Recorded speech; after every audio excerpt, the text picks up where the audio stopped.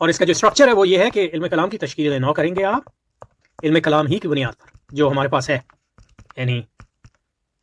معتزلہ، وہ اشعری، ماتریدی اور حنبلی، اور یعنی اگر شیعوں کے ہاں بھی ہے تو مطلب زیادہ تر شیعوں کے معتزلہ ہی ہیں آج کل والے، لیکن پرانے شیعہ جو ہیں، مطلب جو اصل شیعہ تھے، جو اہل بیت کے یعنی فرقہ بندی سے پہلے کے شیعہ، جو سیاسی شیعہ تھے، ان کا علم کلام تو حنبلی ٹائپ کا تھا،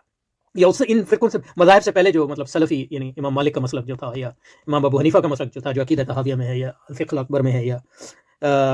مالکی کتابوں میں ملتا ہے، جیسے رسالہ ابن زید الکیروانی، یا یعنی جو مالکیوں کے جو فقہ کے رسالے ہیں، وہ شروع ہمیشہ مطلب اس طرح کرتے ہیں عقائد سے، اور آخری پھر وہ آداب پہ ختم کرتے ہیں، اور تو وہ مطلب سلفی ان معنوں میں کہ وہ مطلب یہ مذاہب جو میں نے اس سے پہلے کہا، تو سب کو، اور علوم انسانی میں جو ترقی ہوئی ہے، خاص طور پہ مطلب یہ فزکس ان کے زمانے میں جو ترقی کری تھی، تو اس میں اس کو مینشن بھی کر رہے ہیں کہ فزکس، میکینیکل فزکس جو نیوٹن کی فزکس تھی، تو وہ تو یا ڈیکارٹ کی جو فزکس تھی، وہ تو مذہب مخالف تھی کہہ رہے ہیں، لیکن اب جو نئی فزکس آ رہی ہے، ریلیٹیوٹی، کوانٹم تھیوری، تو وہ کچھ ایسے افکار لا رہی ہے جو اس سے مذہب کی، خاص طور پہ اسلام کی جو ہے حقانیت ثابت ہوتی ہے، اور یا کی جا سکتی ہے وغیرہ وغیرہ۔ لیکن اس کام میں ہمیشہ غلطیاں ہوتی ہیں بہت زیادہ، اور علامہ اقبال نے یہ کام کرنے کی کوشش کی ہے ان خطبات میں، یعنی ایک پہلی کوشش کی ہے، اس میں بہت غلطی ہیں آپ دیکھیں، اور یہ غلطیاں ہمیشہ ہوتی ہیں، لیکن علامہ سے خاص طور پہ غلطیاں اس لیے ہوئی ہیں کہ کیونکہ اس کام کے لیے جو کرنے کے لیے ضروری ہے کہ ایک آدمی عالم دین ہو، دوسرا یہ کہ علوم اسلامیہ کا ماہر ہو، کلام کا خاص طور پہ فلسفی بھی ہو، اور سائنسدان بھی ہو۔ اب فلسفہ اور سائنس بدلتے رہتے ہیں، تو اس میں علامہ اقبال ماہر تھے، لیکن یہ کہ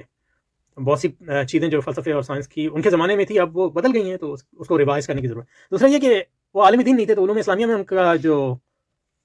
پہنچ ہے وہ بہت کمزور ہے، تو اس کے نتیجے میں بہت غلطیاں کی انہوں نے، قرآن کے سمجھنے میں بھی، حدیث کے سمجھنے میں بھی، اور پھر غلطیاں کی ہیں سائنس اور فلسفے کو سمجھنے کے لیے، وہ تو ہوتی ہی ہیں، وہ تو ہر ایک سے ہوں گی، اور یہ صرف علامہ سے غلطیاں نہیں ہیں، مطلب آپ عالم دین بھی ہوں تب بھی آپ سے ہوں گی، یہ کام نوعیت ہی ایسی، تو اس لیے ہمیشہ اس کو ریوائز کرنے کی ضرورت ہے۔ یعنی معتزلہ جو تھے وہ کوئی کافر تو نہیں تھے، وہ بھی اسلام کی حمایت کرنا چاہ رہے تھے فلسفے کے مقابلے میں، لیکن یہ کہ اس فلسفے سے متاثر ہو گئے، اور پھر وہ جو ہے اس میں بدعتیں ڈال دی انہوں نے، تو پھر اشعری اٹھے ان کی اصلاح کے لیے، پھر اشعریوں نے جب معتزلہ کو شکست دے دی، اور بعد میں خود ان پر جو ہے مطلب یہ کہ فلسفے کا بہت زیادہ جو ہے غلبہ ہو گیا، خاص طور پہ جو غزالی کی جو تعلیمات تھیں ان کو پیسے پش ڈال دیا، خاص طور پہ جو متاخرین اشاعرہ تھے، تو پھر ماتریدیوں نے ان پہ تنقید کی، اور حنبلیوں نے تنقید کی۔ حنبلی صرف ابن تیمیہ نے نہیں، بعض لوگ سمجھتے ہیں کہ حنبلی بربہاری کوئی ابن تیمیہ سے بہت پہلے کا آدمی ہے، تو اور لیکن یہ ہے کہ ایک بڑا مسئلہ، تو اس لیے جو علامہ اقبال کی کتاب ہم اس لیے پڑھ رہے ہیں کہ تاکہ ہم دیکھیں کہ علامہ نے کیا غلطیاں کی تھیں، اور کیا ان کے کام کی جو مضبوطیاں ہیں ان کو اور مضبوط بنائیں، جو غلطیاں ہم سے درگزر کریں۔